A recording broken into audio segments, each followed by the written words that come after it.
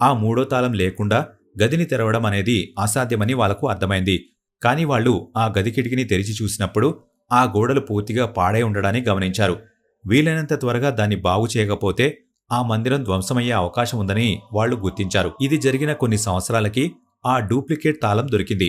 అసలు మందిరం గురించి పూర్తి ఇన్ఫర్మేషన్ తెలుసుకోవడం కోసం ఒక వ్యక్తి రైట్ టు ఇన్ఫర్మేషన్ ఉపయోగించి ఆ మందిరంలోని మూడో గదిని ఎప్పుడు తెరుస్తారని ప్రశ్నిస్తూ ఒక అప్లికేషన్ పంపించాడు. కాని ఎన్ని రోజులైనా కానీ ఆ అప్లికేషన్కి ఎవ్వరూ స్పందించలేదు. తనకి ఎవరూ రెస్పాండ్ అవ్వకపోవడంతో 2022 ఆగస్టులో ఆ వ్యక్తి అడ్మినిస్ట్రేషన్ను సంప్రదించాడు. టెంపుల్ అడ్మినిస్ట్రేషన్ ఆఫీసర్కి అడ్మినిస్ట్రేషన్ కమిటీ జరిమానా విధించింది. దానికి ఆఫీసర్ స్పందిస్తూ ఆ గదిని తెరవడం అనేది మా చేతుల్లో లేదు. ఈ విషయాన్ని ఆలయ కమిటీకి తెలియజేస్తాం. కమిటీ తీసుకున్న నిర్ణయాన్ని ప్రభుత్వంతో చర్చించి మాత్రమే నిర్ణయం తీసుకోగలుగుతామని చెప్పాడు.